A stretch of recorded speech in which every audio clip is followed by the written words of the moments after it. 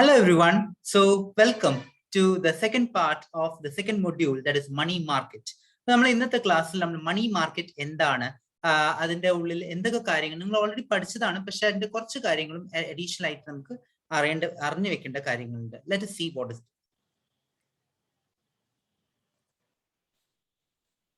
So money market and capital market, the differences, it's to be important. First you have to know it. So if you see this money market, in that is money market, you can say is that there are two basic classification of financial market, that is money market and capital market. So adu nammal arayenda money market and capital market inde vyathyasam endana nammal manasilakkanam. So based on different factors, the first one is the meaning. So money market is a segment of the financial market where the lending and the borrowing വാങ്ങിക്കുന്നതും കൊടുക്കുന്നതും of the short-term securities are done. Capital market is a section of the financial market where long-term securities are issued and traded. If you see in case of the money market, the nature is informal. It is informally practiced. In case of capital market, it is done formally, because here capital market can be further classified into two, that is primary market and secondary market. You'll be learning about all this in the depth in the next coming chapters. So primary market is a market way for the new issue of shares, and secondary market is a market for the further issue of existing shares. Now, the third is based on the financial instruments. In case of money market, we can find the treasury bills, the TBs, treasury bills, commercial papers, certificate of deposits, trade credit. All these are given in case these are the instruments in case of the money market. But in case of capital market, shares, debentures, bonds, retained earnings, asset securitization, euro issues, all these are the different instruments traded in the capital market. If in case of the institutions, for the money market, central bank, who are the players, who are the institutions? So we have central bank, there is RBI, then we have commercial bank, non-banking financial institutions, NBFCs, then bill brokers, acceptance houses, etc. In case of the capital market, we have commercial banks, stock exchanges, that is we have the BSE, NSE, OTCI, that is over the counter exchange of India, and ICSE, that is interconnected stock exchanges. Non-banking institutions like insurance companies and so on. Then next is based on the risk factor. If you see in case of the money market, the risk is comparatively low, but it is comparatively higher in case of the capital market. Liquidity, if you see, money market is higher liquidity and it's much safer too. But in case of capital market, the liquidity is low. And in case of the money market, the purpose is to fulfill the short-term credit needs of the business. But in case of capital market, the main objective is to fulfill the long-term, it's for the long-term credit needs of the business. Then time horizon for the money market is within a year, it's a short-term period. And for the capital markets, for the long-term, it's for the long-term perspective, so it is more than a year. Then if you see in case of the money market, if you see the merits of investing in money market, it increases the liquidity of the funds in the economy. But in the capital market, the mobilization of funds is just happening in the economy. And finally, if you see the return on investment made in the money market, return is comparatively less. Okay, but the risk is less here comparatively. Though the risk is less, the return is also equally less. But in case of capital market, we have the risk is high, but you must be ready to get more returns also. So higher returns, higher risk in case of capital market, low returns, comparatively low risk in case of the money market. So these are the important differences between money market and capital market. Very important question. Next, let us get into the components of the structure of Indian money market. So there are two basic classifications, that is organized money market and unorganized money market. So organized money market means it's a market having the organized structure, as the name specifies. It's a market that is having standardized and systematized rules, regulations, and procedures to govern the financial dealings. It is governed and regulated by the government and RBI, Reserve Bank of India. And if you see in case of this organized money market, it includes following things like RBI, Reserve Bank of India, and various other banks, financial institutions, non-banking financial companies, quasi-government body. Quasi means partially by central, partially by the state government. So it's like that. Government bodies can be there. Now, there are different types of organized money markets too. That is called money market, then bill market. Bill market, there are different types. There is commercial bills market, treasury bills market, short-term loans market, certificate of deposits, commercial papers, and so on. I think this is very clear that you have learned instruments, money market instruments you must have learned. Next, let us know the list of organized banking sectors. So if you see the list of organized banking sectors, in that we have Reserve Bank of India, which is known to be the central bank and the monetary authority or the leader of the Indian money market. The second was the SBI, State Bank of India, and its various other subsidiaries like State Bank. Earlier, we had many State Bank subsidiaries like State Bank of Travancore, State Bank of Patiala, State Bank of Hyderabad, State Bank of Mysore. All this have been clubbed together and they have merged together, amalgamated together to form as SBI, isn't it? So it's various associate banks. The third one, the nationalized banks. Currently we have more than 20 plus. We have 24 plus nationalized banks we have. So all these nationalized banks also come into the category of organized financial sector. Then we have joint stock banks. Joint stock banks means where they are combined together and they perform together. Like RRB, that is regional rural banks. Then we have cooperative banks. We have commercial banks. We have specialized institutions like who are specially into certain activities like LIC, Life Insurance Corporation. Then we have UTI, that is Unit Trust of India, which is known to be the first and the largest mutual fund company in India. Then IDBI, Industrial Development Bank of India. Then SFCs, that is we have state financial corporations. Then we have NABARD, National Bank for Agriculture and Rural Development, Exim Banks, Export and Import Banks. Then DFHI, that is Discount Finance Housing of India. So all this DFHI, all these things are coming as an example of this particular joint stock banks. This is also one of the member in the organized banking sector. NBFC, non-banking financial companies. So we'll be learning about all this in the further coming sessions. Next is quasi-government bodies, or we can say the large companies also supplying funds in the money market through various banks. So these are the important list of organized banking sectors. Next is in continuation to the components of structure of Indian money market itself, we have the second classification. The first classification was organized money market. The second is unorganized money market.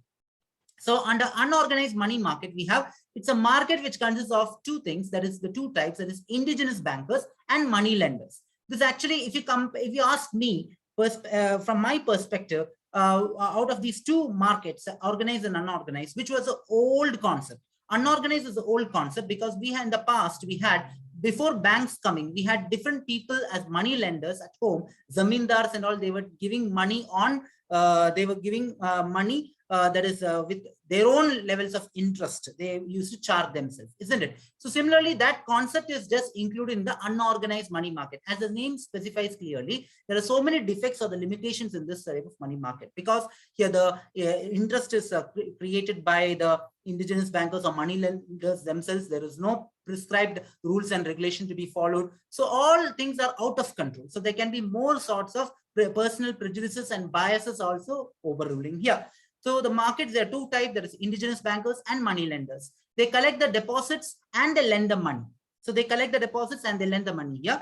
RBI has taken various efforts to bring them regulated in the organized sector. So unorganized sector cannot remain as unorganized always. They have to be brought under the list of regulations of the organized banking sector. So what are certain benefits that the RBI has done is, one is the category of indigenous bankers. So in case of indigenous bankers have been clearly defined by Indian Central Banking Inquiry Committee. And it has been clearly specified that Indian there is Central Banking Inquiry Committee has clearly specified indigenous bankers it's an individual or private firm which receives the deposits and dealings in hundis or lending money. So they might be keeping a pool of savings they used to do, isn't it? Then similarly, there is another thing that they operate. What are the features of the indigenous bankers? Which is nothing but they try to operate in small towns, semi-urban and rural areas. They accept the deposits on current accounts and FDs, fixed deposits, lending money to small farmers and traders.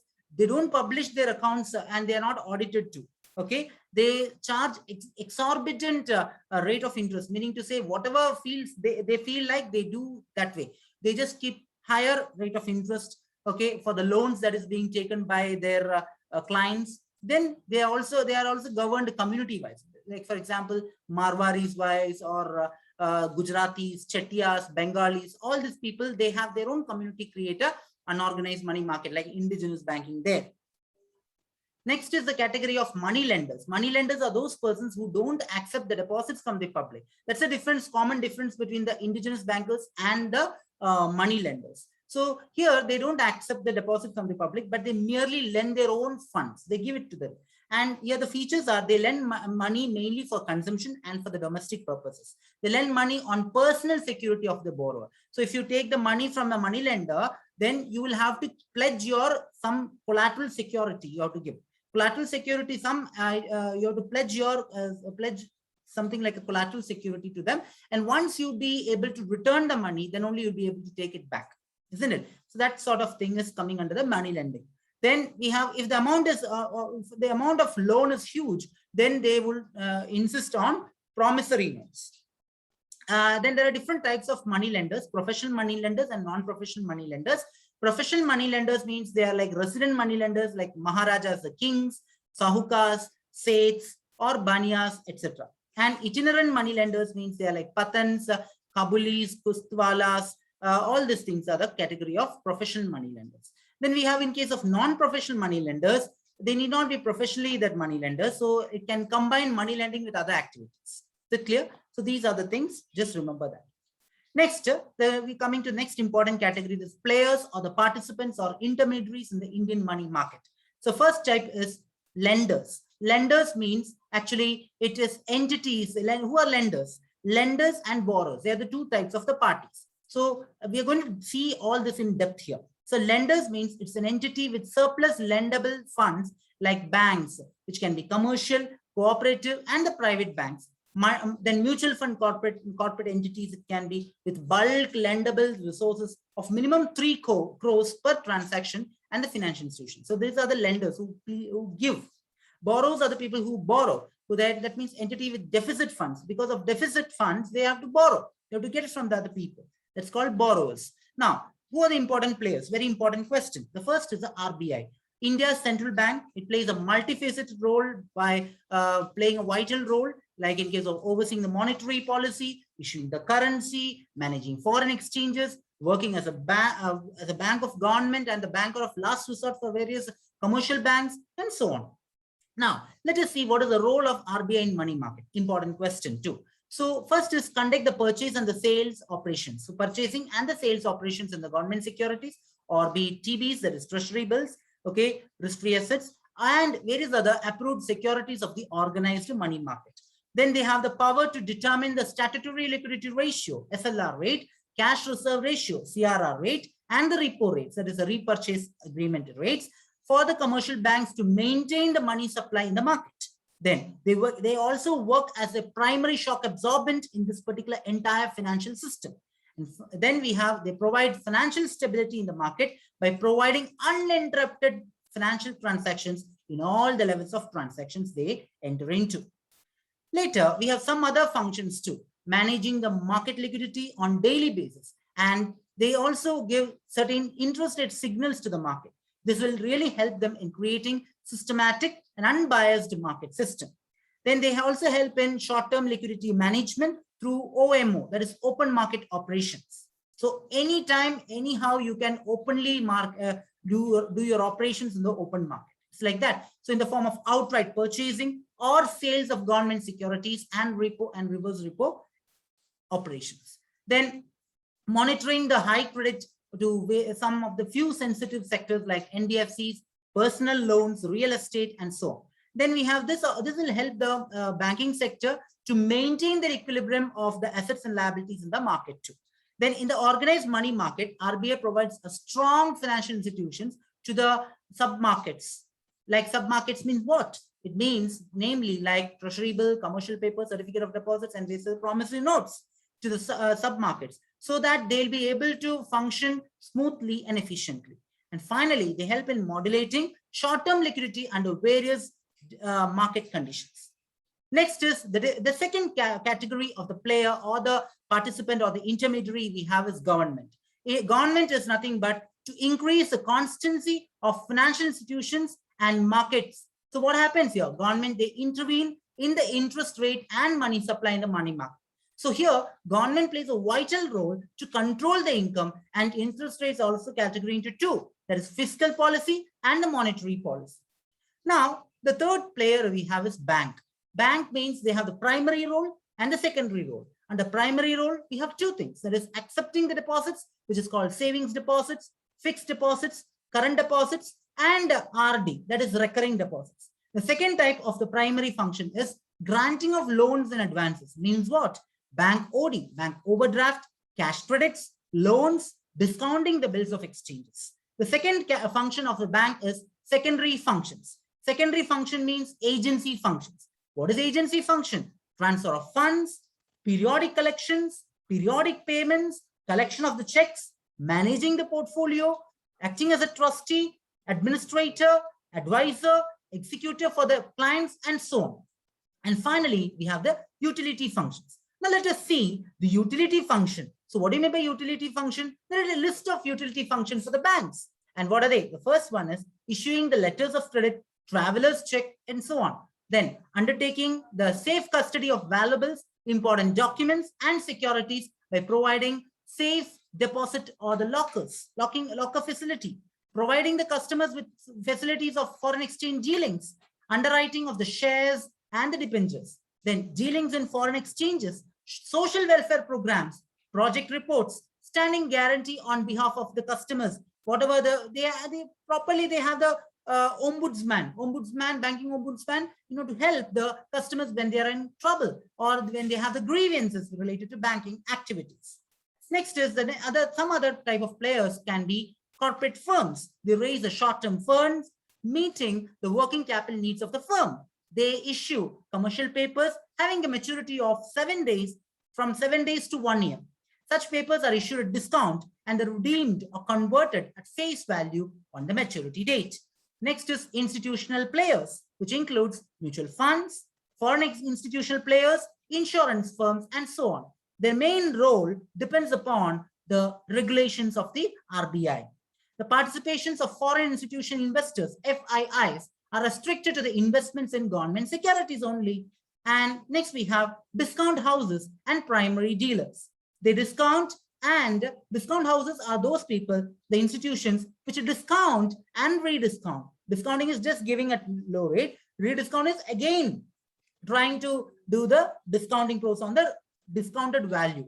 So rediscount. So what happened? Discount and rediscount the commercial bills and the treasury bills. So RBI introduces primary dealers in order to develop an active secondary market for the government securities. This will help in underwriting the securities too. So these are the important things that we have been discussing. Okay. So I hope this is very clear. Okay. So thank you and have a nice day.